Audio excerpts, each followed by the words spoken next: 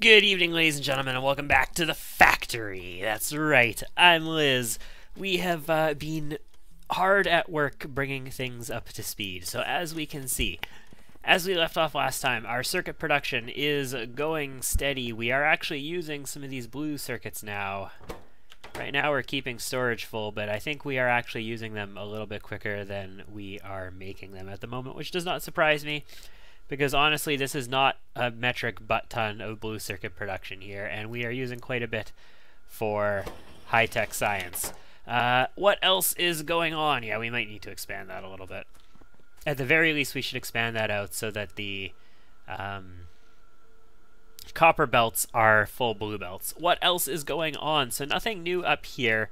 I have expanded iron production to use red belts instead of yellow belts, so we've got that coming through here now. All red belts all the way up until the steel line, which is apparently yellow. I thought the steel line was red, but apparently it is yellow. And of course the stone bricks down here. Stone bricks are completely depleted. We have no stone bricks, no stone left at all coming in, so I'm going to need to set out some trains in order to get myself some stone. So what has happened? I had this little warehouse thing built last time, and we started building the logistics setup.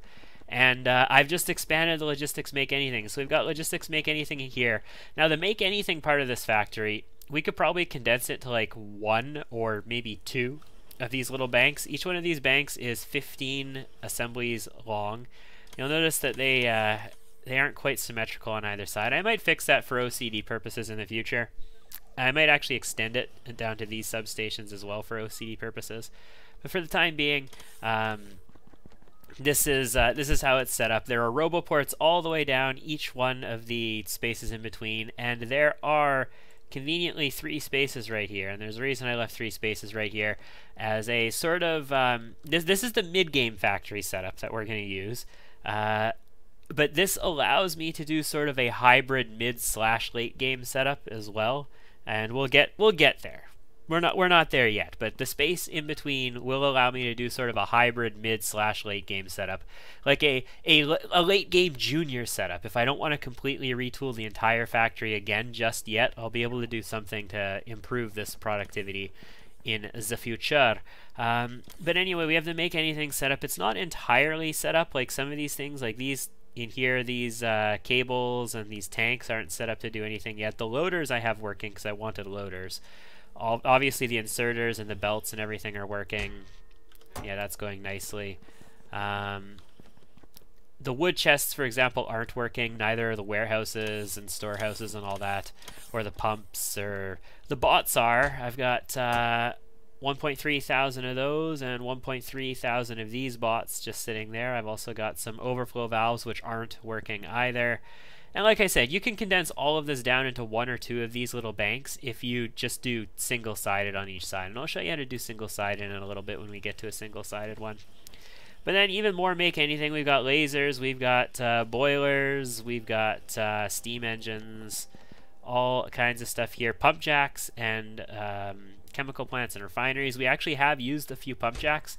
I've extended the oil network a little bit to include a few more pump jacks. Oh, I never powered this one. Silly me. Can I blueprint stuff in this mode? I totally can. Is that in construction radius? It's totally not. Okay, never mind. Can I... No, you're out of construction radius and you're not in the room of... Well, I guess we're just going to have to go up there eventually. Or I can blueprint a roboport so that it builds the roboport so that I can do that, but whatever. Yeah, I built some more pump jacks to expand our oil production over there. And then just more make anything stuff. We've got trains and rails, and we have the actual train cars here. We're building some furnaces so that we can build boilers. We need them for boilers. And then we get into other stuff. So we've got a bunch of copper cable up here. This copper cable doesn't supply any of the high throughput copper cable stuff, except for maybe this science. Yeah. But this is here for other things that just require a bit of copper cable. This is more than enough production for it. We've got pipes. I have 6 things of pipes because we need them for engine units. And also, you know, for a million other things like, you know, pipe or anything that has to do with liquids at all. And then we get lots of drills. Again, because I need to use lots of drills, but also because science. Lots of assembly machines, because I need assembly machines, but also science. And this is more than we had before for science. And also a bunch of gun turrets. I think we might have had 6 before. Maybe we had 8. We have 8 now, so whatever. And then 30 engine units. So each one of these banks is 15 things long. So 2 banks of it is 30 engine units. And then 30 electric engine units, which is exactly what we had before. We had, remember, 20 assigned to science and 10 of them assigned to robot frames. And those 10 to robot frames ran 20 robot frame factories, and we happen to have 20 robot frame factories. Also, electric furnaces down here. The electric furnaces aren't working because we don't have... well, you have batteries in you, which is intriguing. Why do you have batteries in you? Because you're set up wrong, is why. Oh, you know why? Because I had set... this entire array used to be set up for robot frames, and I never redid it for electric furnaces. Well, that's embarrassing. Also, we don't have stone bricks, so even if this was set up correctly, it wouldn't matter. We don't have stone bricks. So let's do that. That's a little bit better. And let's take all of these, and these away. And you know what? You can keep your steel because, you know, I'm feeling generous. Output chests are set up correctly. I'm not using the inserters to tie the outputs. You could actually go into the inserters and set them to be part of the logistics network and only work if there's less than a certain number of furnaces in the network. I want to use the chests to limit this. So we're going to do that. Yeah, and let's just grab all of the shit that we don't need out of these because... Tee-hee-hee-hee-hee. I'm cute, look at me. No, don't look at me. Okay, anyway, lots of electric furnaces here. Again, speed modules, we got tons of them. We're actually full up on speed. Wow, we've got how many? 518 speed module 1s. When we start making 2s, we're going to devour those. A bunch of grenades, only 6 just like we had before. 6 magazines plus these 2. Maybe we had 8 of those before, I don't know, whatever. On the science side of things, again, we've got 6 factories of each type, just reds, greens, blues, actually 12 blues then 6 of each of these. I should have 7 of them, but whatever. We'll do 6, and then 6 military ones way out here on their lonesome. And we are not making enough materials for science right now. We don't have any purple packs at all because, again, we don't have any electric furnaces. Or we do have some electric furnaces, but not a whole freaking hell of a lot of them, apparently. And no red engines either, which is a thing. We don't have lubricant at the moment. That's right, we don't have lubricant, so we have very few of these red engines, the electric engine units. So there are supply issues that we need to overcome. That is a thing. And we will tackle the lubricant issue by tackling oil very soon. But that's not the agenda for today. Now that you're sort of up to speed on the make anything here, it's nice and big.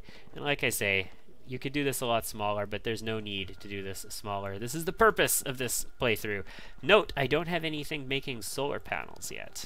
Yeah, that might be a bit of a drawback. Normally by this point in a game, I would be heavily reliant on solar. But as you can see, we are pushing pretty close to our power limits. When the robots are working a little bit more aggressively, we are at power limit. And we're also devouring lots and lots of coal. Oh good, we're stocking. Yeah, I'm going to fill an entire storehouse of batteries, ladies and gentlemen. Me, the person who doesn't like buffering a crap ton of stuff, is going to fill an entire storehouse of batteries. So what do we need to do then? Since we are pushing the power boundaries occasionally, right now we're at about half, but we like go over. And we're also devouring metric fuck tons of coal. What do we need to do? How can we remedy this situation? Well, solar power is one. I am slow to uptake on the solar this time, though. I am not super hard into it. We have another option, though, in Not 15, and that is called the nuclear reactor. So the nuclear reactor, one of these outputs 40 megawatts when it's actually properly running on nuclear fuel. That's not ridiculously a lot, and it doesn't actually output 40 megawatts. It creates enough heat that you can get 40 megawatts out of one of these things. That's not a redonkabonk amount. However, When you stick two of them together, each one of them gets a neighbor bonus of 100%. So every reactor that's touching in actual merge points like this will get 100% bonus. So this one, instead of outputting 40, will output 80. But guess what? I have a second one right here that will also be outputting 80. So we'll have 160 megawatts of power generation between these two reactors if we were to run them like this. And this scales for as many as you can make touch each other. So if you can make two more here, for example, then this one would have 100% bonus for both of them next to it. Yeah. And they would all have that. They'd all have the double bonuses. And you would just make this giant freaking power plant. Although it wouldn't be that giant. It's only 4 reactors. It's not tiny at that point, but it's not exactly giant either. So this is what we'd be getting into today. And we're not going to get our nuclear power plant up and running just yet, but we will be getting in this direction. Power happens down in this neighborhood. So let's go ahead and create ourselves some working space, maybe right in here, I'm thinking. We'll build our nuclear reactor right in this space, I think. Oh, we are taking damage. Where are we taking damage? Up here. I don't have a radar up there. Nothing got destroyed. I don't have any repair packs up there, but the fact that we took damage up there is scary. Alright, well, let's rip some of this stuff out. I probably don't need this landfill here either. This is going to destroy all the lights, which are making it possible for us to see. And that sort of sucks, but we'll get over it. Is this power pole?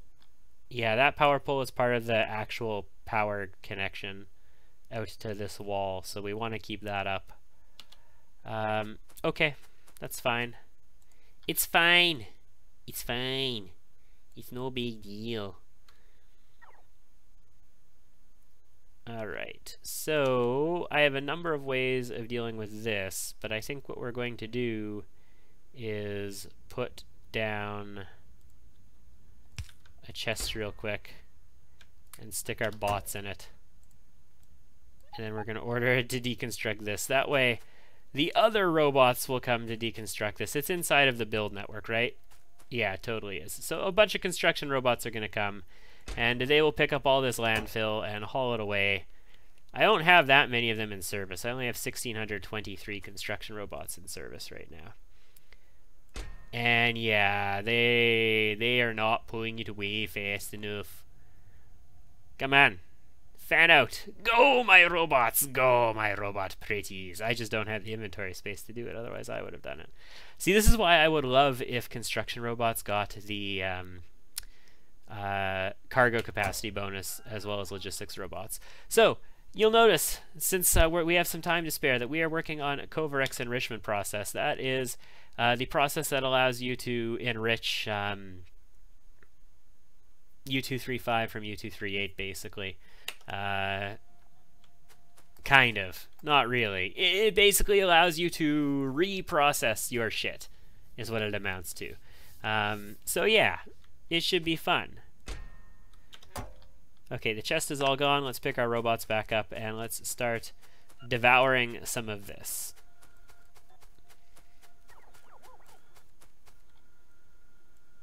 And just like that. That's fine. We'll keep that belt running there for now. Now, the next thing I want to do is run power. I got the power. Power. This way. And let's merge it in like that, so that I can pull these two poles out as well. And this warehouse that served us so well for so long, is it in logistics? It is not in logistics. I'm going to make it in logistics is what I'm going to do. Yeah, there we go.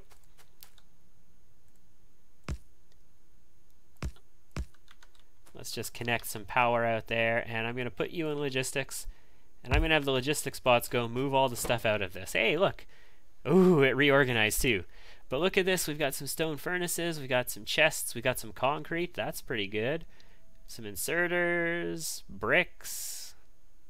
More importantly, you know, 60 electric engine units that I'm short on. Should actually stash away some of those so I can make some exo frames. Because you need 30, whatever. Let's just let the robots take them. We'll get there, guys. We'll get there. So we're going to build our nuclear reactor down in this space here. Well, this is working on that. Nuclear reactors, very important, need uranium. We have a warehouse full of uranium, but it is not a provider warehouse by any stretch. So we might need to fix that up. But also, in addition to that, in order to process the uranium, we need these wonderful little machines here. And oh yeah, I said I was going to show you this. Everybody watching this probably knows this already since this is Factorio, and you probably all play the damn game. But in case you don't, inserters connected to the logistics network. You can also connect them to circuit networks, which I have been known to dabble in circuit networks before. I am a logical thinker. I do like machine logic and programming and electronic logic a lot of the time. But in Factorio, a lot of the time I find it just unnecessary. Anyway, we make things, or we unload things until we have less than, we have less than 9 centrifuges in the system. Once we hit 9, we stop unloading. There are still 2 in here. This inserter just stops working. So we have 11 centrifuges, basically, is what it amounts to. I'm going to pick up 9 of them right now. Very good. And we need to go take a peek at some of this stuff up here. I think the next thing, after we deal with this power situation, is going to be the next power armor tech. And it's going to be getting ourselves some exos and whatnot in our power armor. So let's head over this way. Do I have the ability to make myself... Yeah, I've got 3 warehouses on me. I've got the ability to make a provider warehouse, so let's go ahead and make a passive provider here. There are no RoboPort coverage. There is no RoboPort coverage out here, right? No, there isn't. Okay. And I kind of don't want to extend it out here because this is where the train station is, so I'd be tempted just to belt this in to a location where I can RoboPort from. But we have a bunch of uranium ore here, basically, is what this amounts to. And we need to do something with it, ultimately. And I think that something is going to be process it into U238 and U235. So where do we want to build that? If we're going to build the power station itself down here, does it make sense to have the actual processing happen down here too? The actual processing, if I am not mistaken, does still require sulfuric acid, doesn't it? Or does it not? Oh no, that's the old mod that used it. It does not require sulfuric acid. We need sulfuric acid to mine the uranium in the base game now. Yeah, the new stuff doesn't. Oh, also I had mentioned before nuclear locomotives, the mod, needed a separate uranium fuel for it to work. It doesn't. They fixed the bug that made them require their own independent nuclear fuel. You can use the stock stuff now, so that fuel is gone. I guess it makes sense to do on-site processing like down over here in this neighborhood. So if we're going to do that, our warehouse is done. We should probably just remove all of this. Do I have extra bots on me? Nope. They all went away. Very good. If we're going to do on-site processing here, we should probably just, you know, build stuff in this general vicinity. Which means we're going to want to run a belt pretty much right down through here and over to here. Because we are going to belt this in for we are taking damage every time they attack. Now it's on this one. That's getting irritating. We are going to start taking losses if that keeps up. Okay. Watch, we're not going to accomplish anything in this one because after our update tour, we are going to be doing all kinds of other stuff. But you know where we're going, and this is all going to be on camera. The next few episodes of stuff, or the next few whatevers that we do are all going to be recorded. So don't you worry, we're not going to jump ahead and rebuild the entire fucking factory again off camera for a little bit. at least. So we need some centrifuges, and honestly, I don't know how many of these I'm going to want to build. It's not like I have never used nuclear power before in vanilla Factorio, not 15. It's just that I haven't since, you know, the game since the patch came out. Okay, so we are going to be doing uranium processing, which takes in 10 uranium ore and has a very small chance of giving us the uranium that we can use for power. And then we're going to need more centrifuges for things like nuclear fuel reprocessing and all that stuff. Let's do 4 centrifuges here for the time being, and we'll sort of figure out how we want this to work in the future. Let's put some power poles down, and we are going to want to run uranium into these guys. And I think in order to accomplish that, we are going to actually stick a passive provider warehouse down over here. And in fact, does this need to be a wood warehouse here? I don't think it does. Let's put an active provider here, and let's get this wood shipped out into storage, and we'll use this warehouse itself. Ooh, ooh, ooh, it's not in range. It's not in range. So, in order to remedy that, let's just, you know, like, take a blueprint of a roboport real quick. And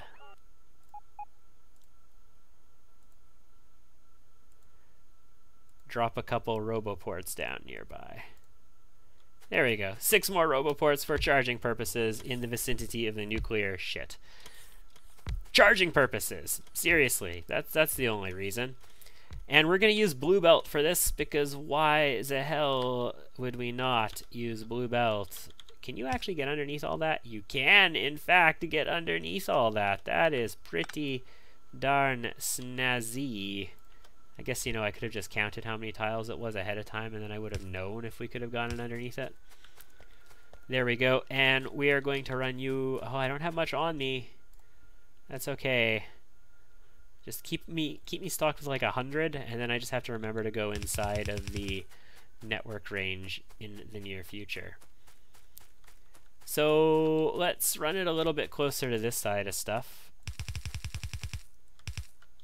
This is not going to be permanent. This is only while we still have a warehouse of uranium there. And we are definitely going to deplete this uranium.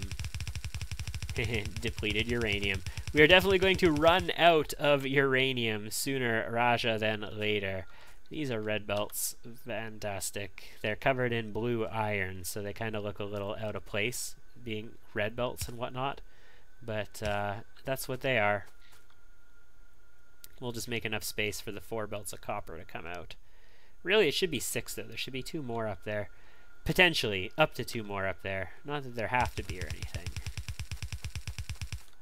And you need to come out somewhere like right here. Yeah, that works. Does that work for you? It works for me. Do not get your uranium onto that line, you stinking uranium line. There we go. It's good! We've got green flowing across the map for the first time ever. Well, you know, in vanilla Factorio, at least. Love how this just goes red, and then it turns into yellow, then it turns into red again, then it turns into yellow again. This is brilliant, guys. Definitely build your belt lines like this. This is the most efficient way to build belt. Red into yellow, into red, into yellow again. That's just absolutely gorgeous. Let's change this from being an active provider real quick to a passive provider, because, you know, being an active provider is not exactly what we want right now. Switch that to being an input, and let's connect into here. So now we're just moving from one warehouse to another, and this is inside of the logistics network, so we'll be fine. We could set these centrifuges up to cleverly have multiple things pull from single chests and all kinds of, you know, snazzy, goody, yummy yums and fancy schmancies and super dupers and all that kind of stuff. But instead, what we're going to do is just demand some shit from the network and make this work.